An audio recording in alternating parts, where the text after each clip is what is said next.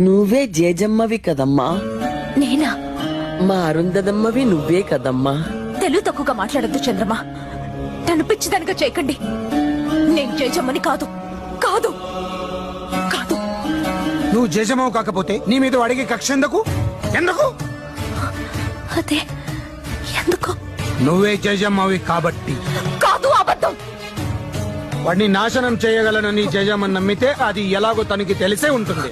మళ్ళీ పుట్టిన ఈ జేజమ్మకే అది తెలియాలి. జేజమ్మ చెప్పు. నేను జేజమ్మని కాదంటే వినిపించుకోరే.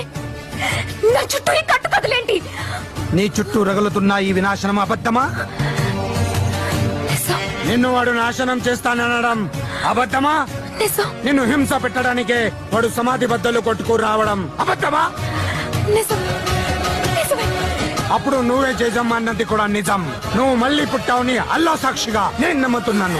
అది నిజం కాదు. అవును. కానే కాదు.